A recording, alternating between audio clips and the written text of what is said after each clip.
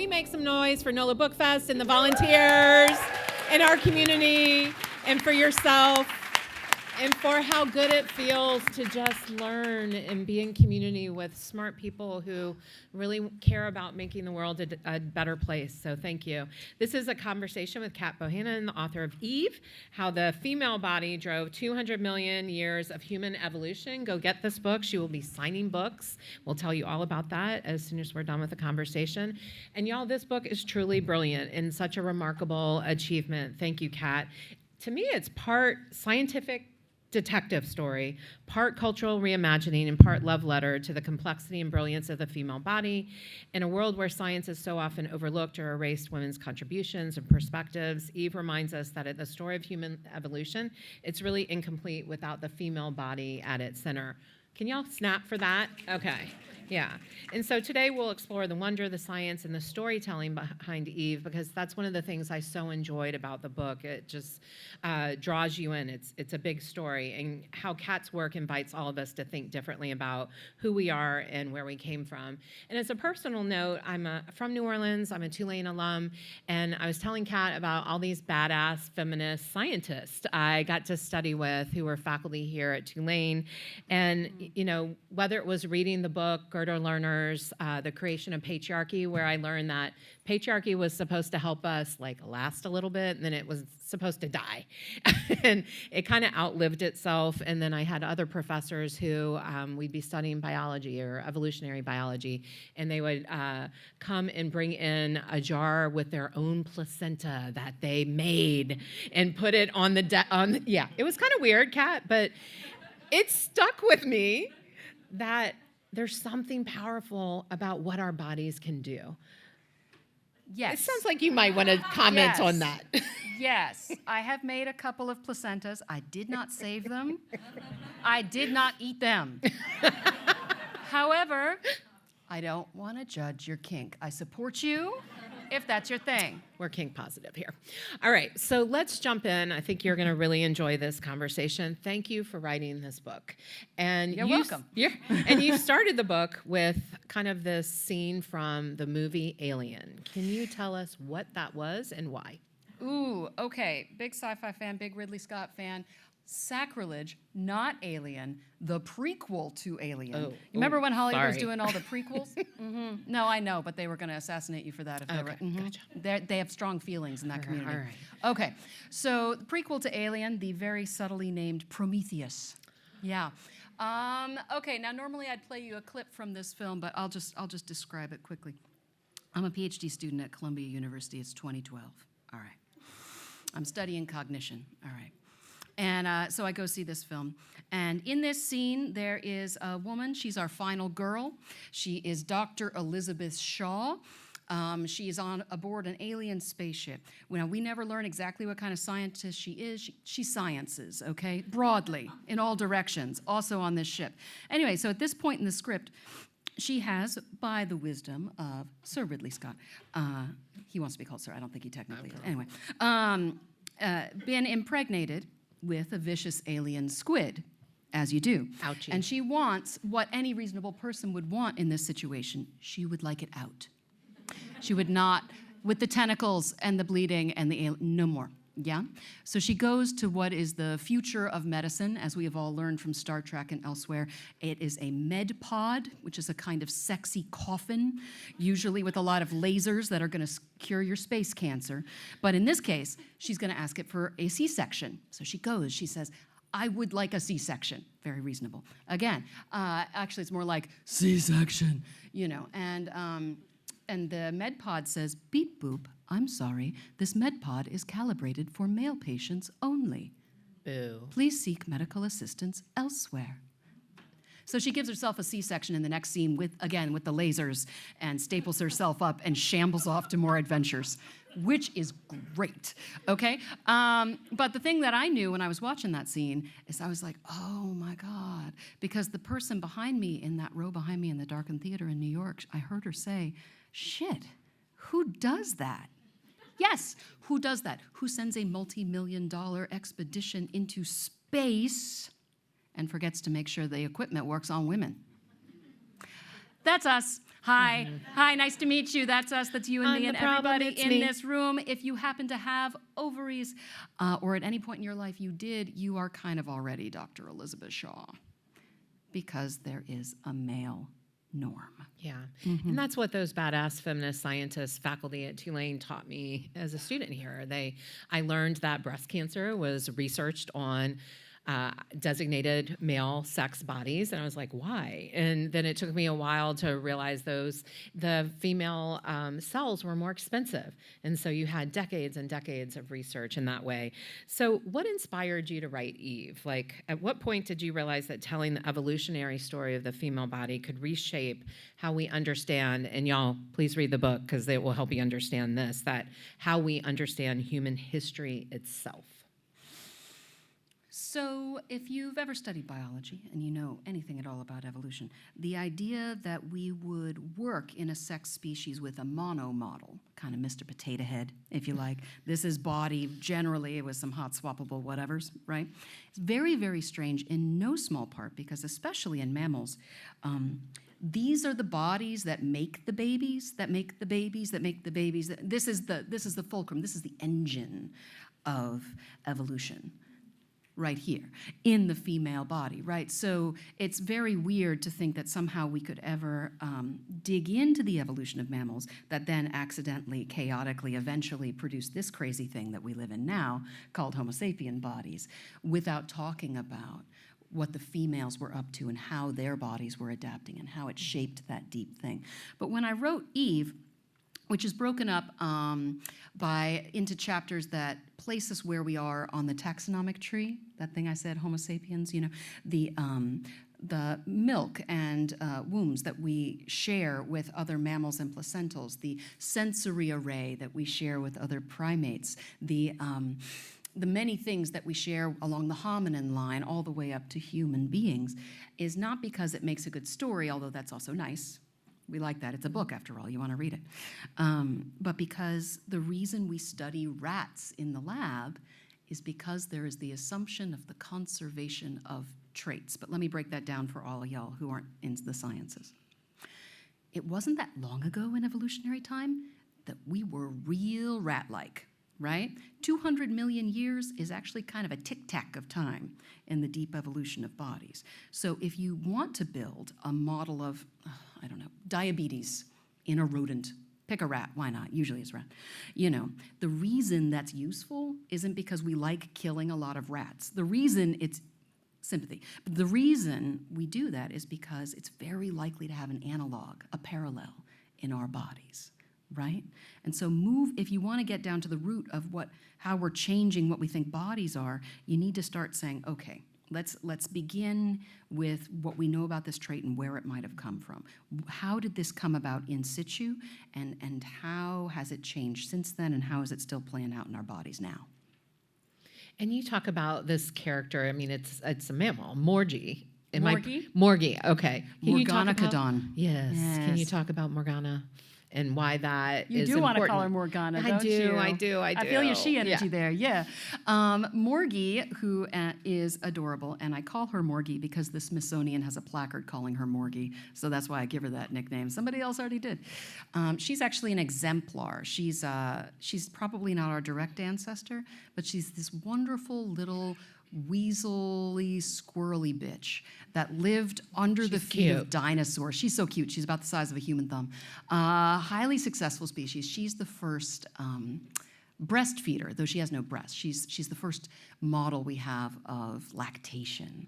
And she is who we have to blame for these things, which for me means strapping them into a kind of industrial-sized.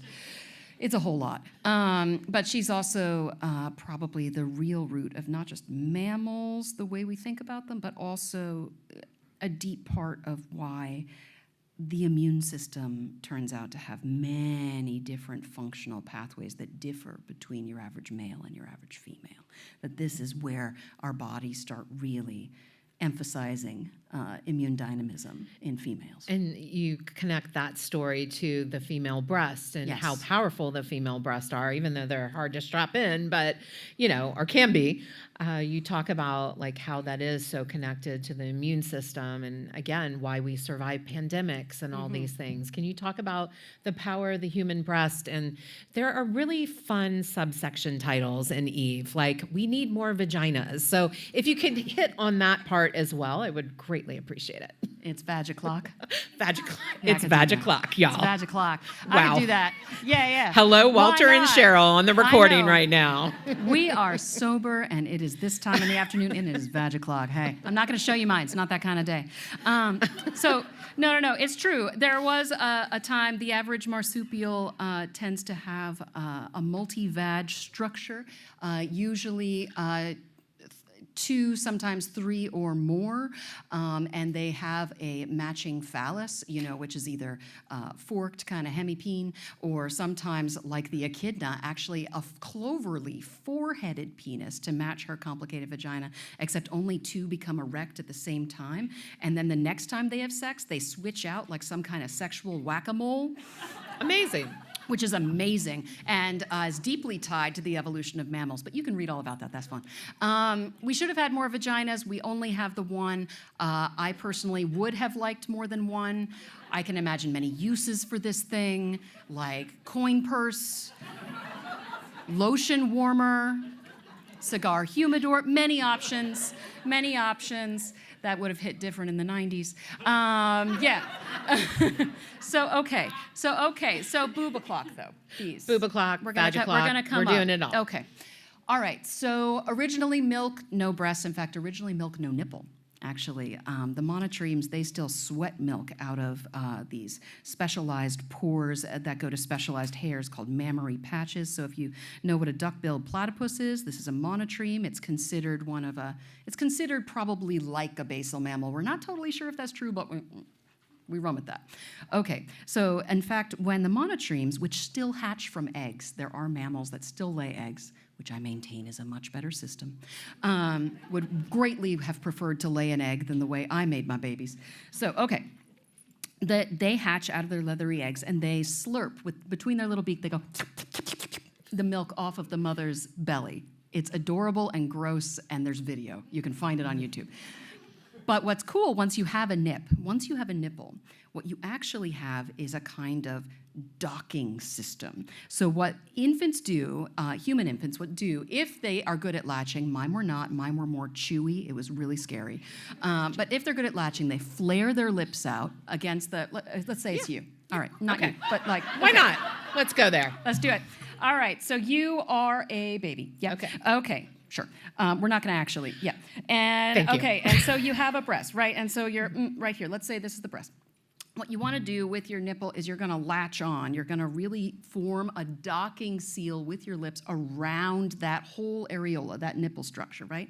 So that means you can form a vacuum, right? Now, the breast doesn't carry around sloshing cups of milk. It's mostly the suckling that triggers the let-down reflex, but that's too complicated for now. What you need to know is you're forming a vacuum. You're sucking in your cheeks, and you're rolling your tongue under the nipple. It's very invasive, but you're rolling your tongue, and so you're swallowing. You're swallowing, but because you are moving the focus of the vacuum in the enclosed space back and forth, right, as you swallow, as you roll the tongue, that means you're creating a tide, a lot like you would see on the shore, right? So you get that wave of milk coming in over the top, and underneath the tide, you always have an undertow. So what happens is the baby's saliva is sucked back up through the nipple into the mother's breast, where it distributes through her mammary tissue and is read like some kind of weird ancient code by an army of immunoagents and sensors that we're still figuring out that then tailor the milk to suit. Kid is sick, the milk changes.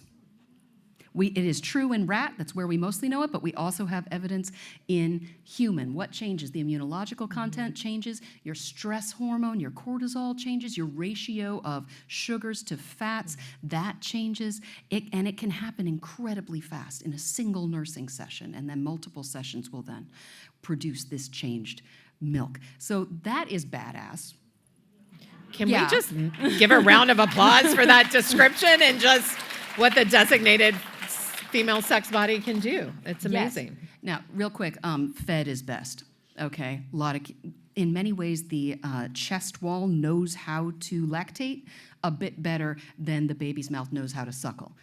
Okay, it's a later add-on trait, this whole nip thing. We have sympathy for this, okay? So if the kid's bad at it, totally fine. Formula can be really awesome. So for those of you in that situation in your lives, fed is best. But if you want to try this difficult thing, it does have perks. Awesome. All right. So throughout your research, let me go to the next question. What was only gotten one question. I love it. I love it. What was the most surprising or paradigm-shifting discovery about the female body's role in evolution that completely reframed your thinking? I mean, it was such a journey of discovery. It took me about 10 years to do all of the research and the writing and editing for this book, in part because I was doing my PhD at the same time, which means I make bad life choices, and that's fine. But it was also just, I turned myself into a cave troll, just crawling through the databases for all of these papers and calling up labs and doing what I do. I think one of the things that I had suspicions of, but I ended up finding so incredibly supported in the literature, more so than I could possibly have imagined, is that the human species is remarkably bad at making babies. Just deep, quantifiable suckage. Just so remarkably challenging. Not because pregnancy is a disease. There is a clicking happening, which is okay. Not because pregnancy is a disease or that you can't have a healthy pregnancy or whatever, but just that our species, our pregnancies and our births and our postpartum recoveries are, and this is borne out in the numbers, longer and harder and more prone to dangerous and crippling and sometimes deadly complications than they are for just about any other primate, except for a squirrel monkey, and we feel real bad for her. Hers at term are 18% of her body weight. Yeah, those are the people who are mathy. Those who are not mathy, that didn't have an expression of disgust and awe, this is like having, how would I say this? It's like having 2 regulation weight bowling balls in your trousers, y'all. It is a snuggly pig that you're just carrying around. It is, it's hard. Okay, so, and they share the obstetric dilemma with us, but there are many other features of it too about our invasive placentas and so on and so forth. And since that's the case, if that is the case, well then, clearly, that is the biggest thing that we had to overcome to have success as a species and all along our evolutionary path. One of the ways we did it is we invented gynecology. And I don't mean the problematic last 100-year history of how white people were real bad. I mean, you can look that up on the internet. Remember Anarcha. Okay, so I actually mean 3.2 million years. We are the only species that regularly helps one another give birth. And one of the best theories going we have right now is that it goes all the way back into the hominin line. Lucy, the Australopithecine, real cute, still furry chick back then, bipedal, but pretty much very chimpy. She had similarly difficult births, probably had similarly invasive placentas, and she needed help too. So we assume that the origin of midwifery, which is very much how we still even came to be then, you'd never arrive at Homo sapiens if you're bad at making babies, because evolution, again, that's how evolution happens. Well, that started with her. So gynecology then, or at least hominin type, human type gynecology, certainly midwifery, probably more interventions too, is over 3 million years old. So the people who are trying to legislate against certain kinds of gynecology right now aren't trying to roll the clock back 50 years. They're trying to roll it back 3 million. Yeah, a long time. And I think y'all are getting a sense of what it's like actually to read her book. I'll say that I've read her book over the last month with my partner in bed. And I'd be like, oh my God, you've got to listen to this. And my partner would be like, wait, what? And then she'd ask so many questions. And I think that's the thing I loved about your book is it helped me ask more questions about the body that I've been given, that I'm living in, that, being at Tulane, having amazing feminist mentors, I actually had a lot of empowerment about being in this body.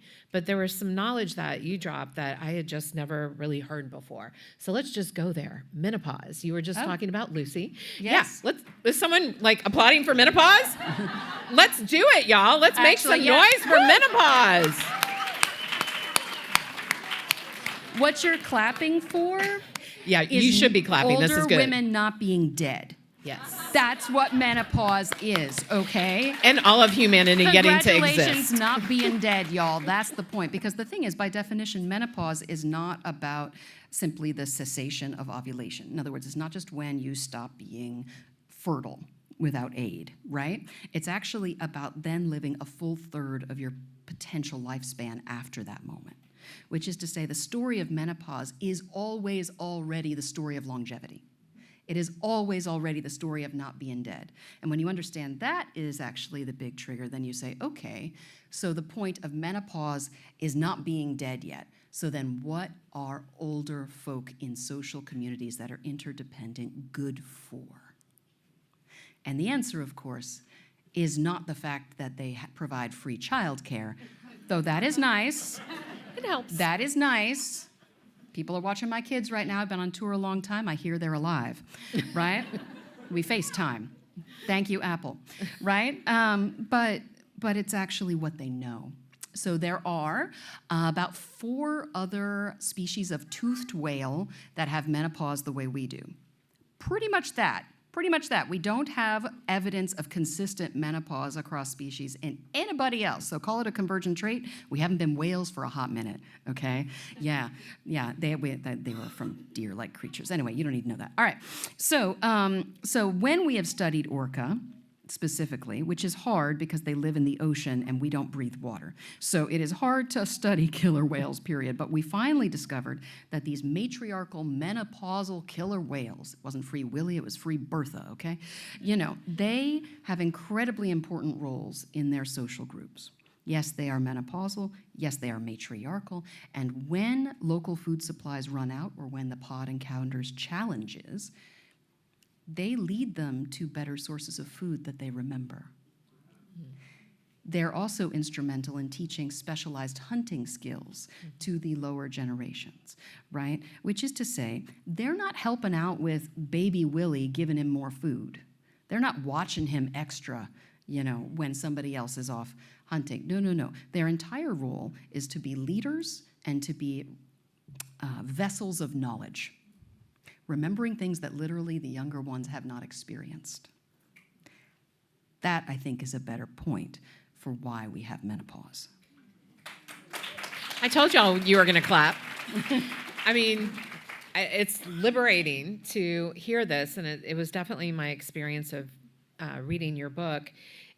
In your exploration of evolution through that female-centered lens, what myths or long-held assumptions were you most eager to dismantle and challenge? You were like, heck yeah. So here's the thing. Science chick. There is this myth of objectivity in the sciences. We can dig into that later if you're in my sign-in line if you want to, but nevertheless, it is true that my primary allegiance had to be, for this book, I don't mean as a human being, for this book, had to be to get it right, which meant that I had to be willing to find stuff that I didn't want to agree with. I had to be willing to find stuff and accept that that's what the numbers say, that disagreed with deeply held feminist principles, you know? So in that sense, it was, if anything, I was harder on myself in those topic spaces that, where I wanted a certain thing to be true.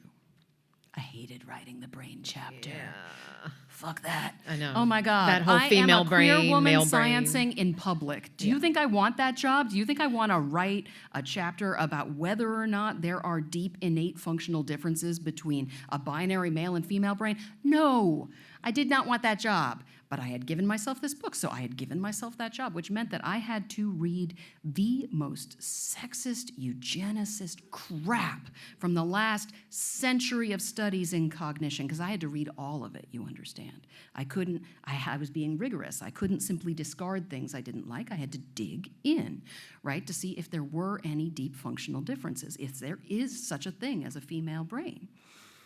That was not fun, so I would just like dig, oh, you find that statistically significant, and I would put it away, and I would find my happy place, and I would work on another chapter. And so the brain actually took me the longest to work on. Also because I was studying cognition, so I felt that obligation, from that. Like it's in my training, right? So I had to. Right. And I have to say, I was incredibly reassured by the end and relieved that no, actually the brain has something a little closer to a sex mosaicism. That whether you're talking about mechanical or functional differences or behavioral stuff, that really we have evolved with an organ that is remarkably, in many ways, sex same.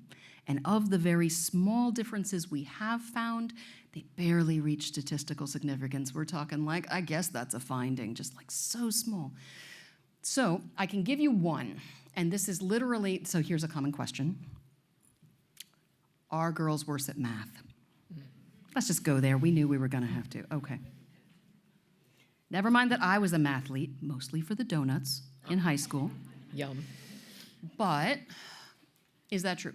Now, mathematics, there's nothing in your brain that codes for 2 + 2. It is a suite of different cognitive behaviors that occur across a range of regions, all right? There's no one thing you do when you math, okay?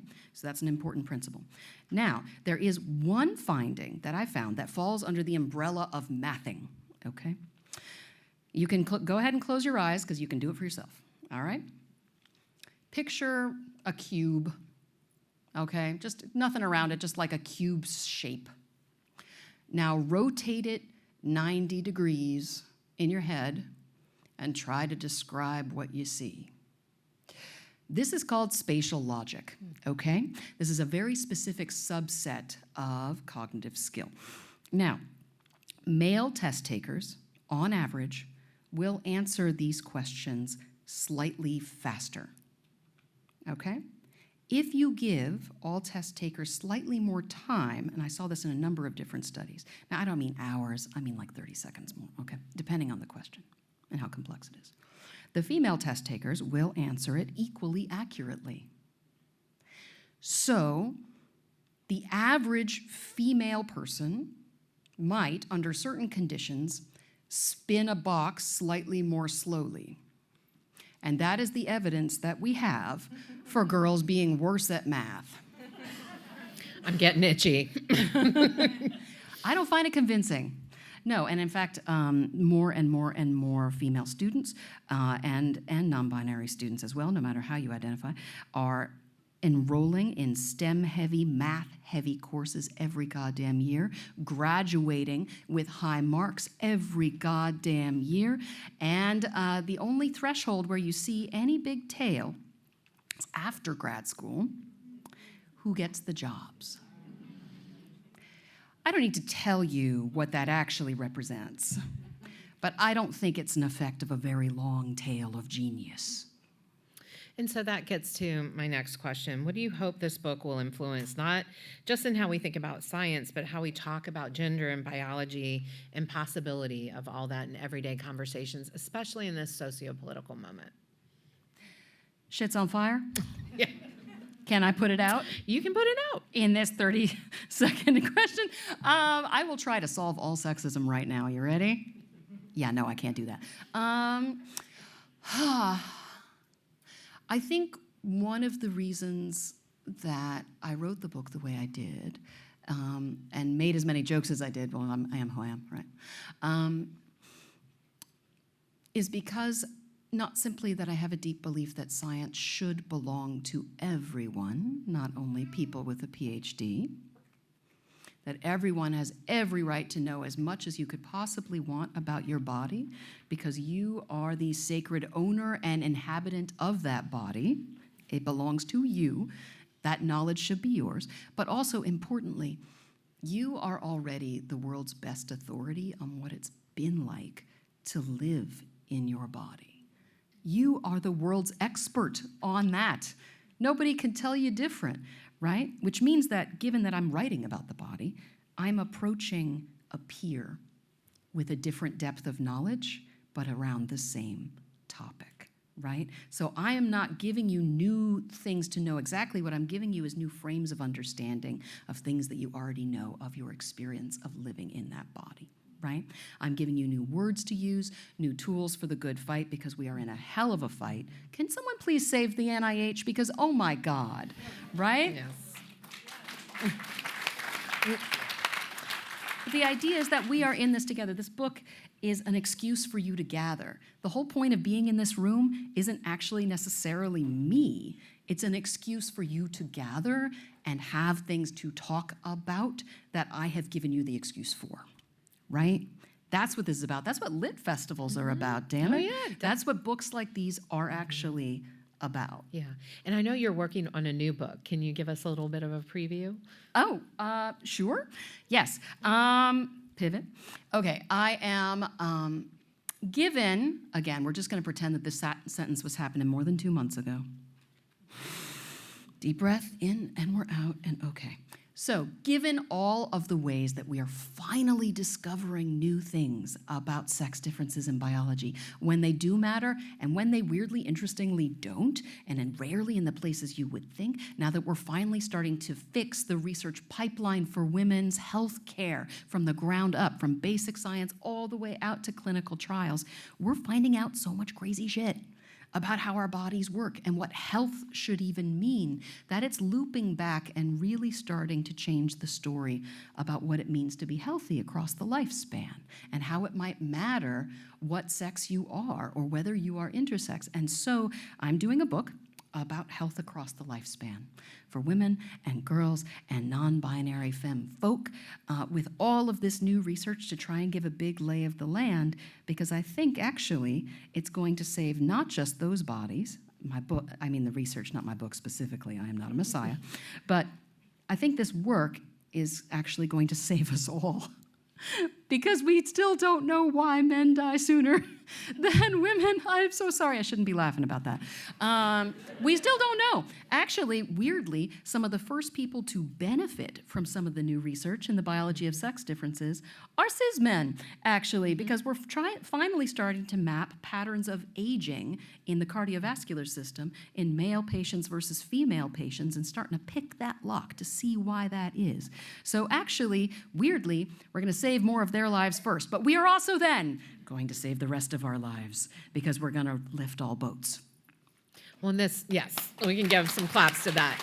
And this might be another pivot, but we had a conversation about that. My research is with trans and non-binary people, and one thing that really just spoke to me is, I think it was page 1 or 2, she has a lot of amazing footnotes. I loved every one. She thought there were too many, but I thought there were not enough. I loved reading every one. And page 1 or 2, she just names that, so much of the research she's covering is with cisgender bodies. Mm-hmm. And then I know we've had such an attack on trans and non-binary people and this idea of the gender ideology, which is so anti-science. Can you talk about that? I know it's not really the focus of your book, but it just kept coming to me over and over with each chapter. What are your thoughts? So of course, writing a book in a time like this, is a thing. And sometimes, until they've read my book, there can be a weaponizing of science against vulnerable populations. Gender is not the first space this happens, let's say. That's certainly happened for a long time in the deep history of racism, but also here. And so, decisions you make as an author and researcher. So Masha Gessen is an incredibly talented author. It's been on a gender journey of their own. Now, we share the same agent, and hopefully that person's not about to get assassinated by Putin. They write a lot about Russia. But anyway, they wrote this incredible essay about what it was to grow up in Russia as a genderqueer person and not have language to describe that experience as a child and acquire different words as they grew older. But what they also wrote about was how beautiful it was to just have it be normal, that you don't have to wave the flag every goddamn second, actually, that you bring it up when it's relevant, and that's how you avoid being performative about it, right? That you bring it up when it's relevant to the moment. So what I tried to do in the book is wherever I could find relevant research among genderqueer folk, I would include it when it was relevant to that page. And whenever there was an obvious case where, it'd be great to know if this was also true in genderqueer folk, I would put a footnote in or I would mention it. But I did not have to wave the flag on every damn page because if anything, that makes it less normal. Right. And then it also becomes, looks like I'm trying to wave a flag and say how awesome I am, and that's not what the point of the story is at all, right? So that was the thing that I did. But I will say that this moment, I'm not trying to dodge it. No, I hear you. I can kind of tell you're getting there. I'm long-winded. Of course they're using it as a wedge issue. Of course it is a distraction. Of course it is meant to fracture any resistance to our slide into a totalitarian situation. I didn't want to call it a state, so I just called it a situation, okay? It is not surprising. It is not the first time that has happened, right? I will say one of the things that has been successful for me in having fruitful conversations, because I don't want to shut people down. We actually need everyone at this damn table to get through this moment, right? One of the things that's been successful for me is saying, you know what I want? I want more people in clinical trials with lots of different kinds of bodies. You know what I want? I want better understanding about how these bodies work so that we can save more lives and reduce suffering. And you know what's really awesome? Studies that are longitudinal about heart health in trans populations that have been on hormone supportive therapy, because it's actually really hard in science, I'll tell you this. It's hard to disentangle what a couple X chromosomes are doing versus what hormones are doing in the body. That's actually a tricky thing in many cases. And there is a beautiful study that I read, and you're working on similar things, where there is a group of trans women who've been on hormone supportive therapy for over a decade. That's a long time, okay? Stuff happens in the body as you age, okay? And by many measures, so long as they didn't smoke, do not smoke. Vaping ain't that much better, okay? Don't smoke. So long as they didn't smoke, by many measures, their cardiovascular system looked younger. Less arterial stiffening, less calcium deposits, better peripheral vascular response. In other words, we have a model right now. There is an assumption that somehow typical male cardiovascular systems in humans age faster. And some of that aging then was pushed out by a shift in a hormonal milieu. Okay? That's awesome. If you don't understand how awesome that is, it is so awesome. Because what we're trying to figure out is how to save people from heart disease. And one of the ways we're going to do it is by better studying trans women. Yep. So that has helped, having these conversations. Awesome, thank you. And I know we're getting short on time, but I wanted to read something from the end of the book, and it won't ruin anything. I think it'll just help us talk about matriarchy and patriarchy and all the things. You write, but could I make her see that what she did when she tried to buy my body had a 200 million year evolutionary history?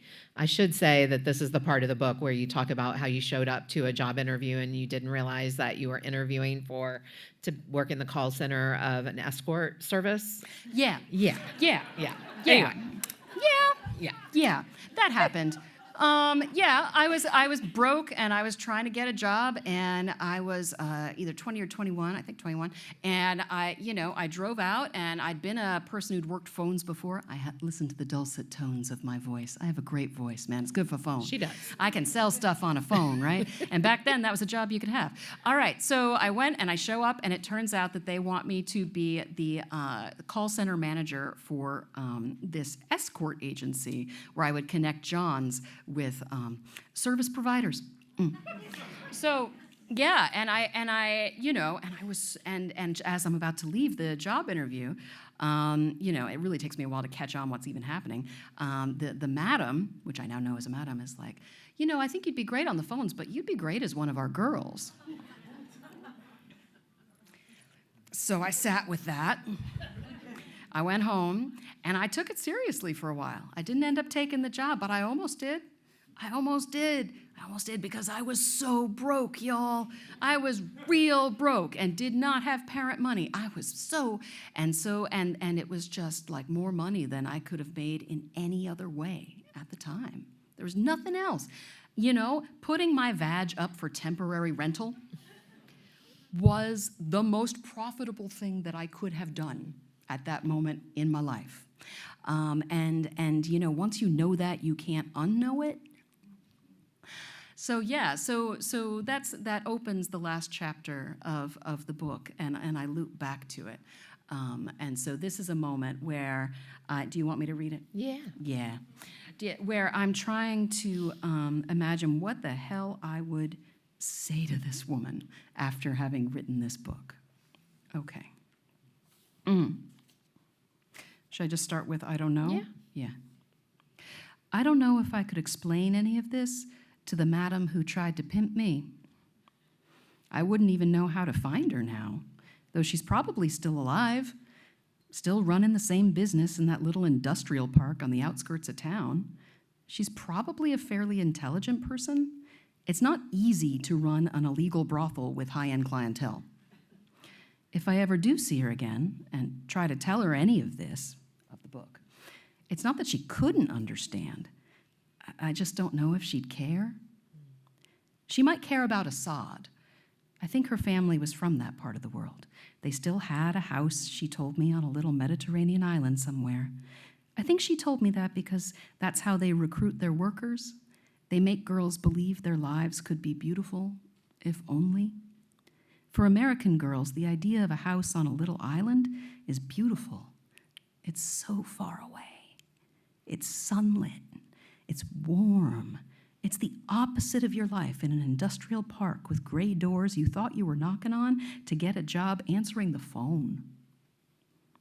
But could I make her see that what she did when she tried to buy my body has a 200 million year evolutionary history?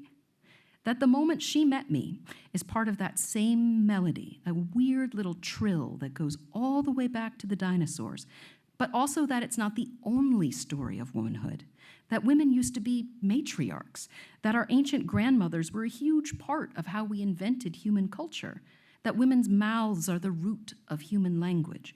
How could I tell her that the very shriveled breasts that she tucked into her old, stretched-out Midwestern bra are part of how mammals took over the earth, the reason we have immune systems that can survive pandemics, the reason most of the world she's ever managed to see looks the way it does?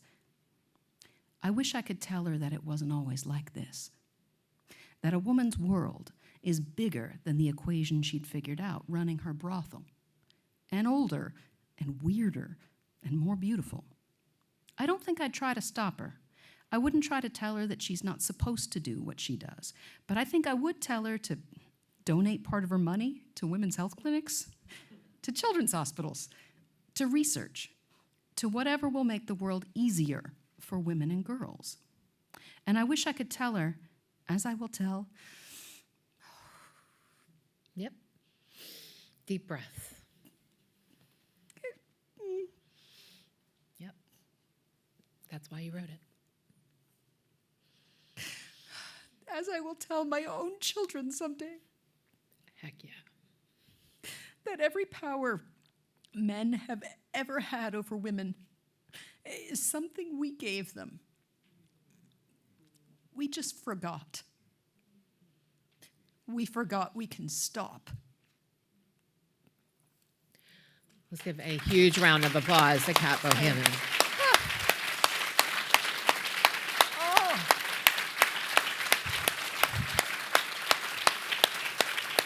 I'm sorry. I'm not that melodramatic, but I have a 4 and a 6-year-old, and the last 2 months have been a lot. Well, you've given them and all of us such a gift. So let's just take a moment to honor not just the science, but the emotions. I think for everyone in this room, don't look at us, look at each other. Look at the emotion. Seriously, don't look at us, look at each other, y'all.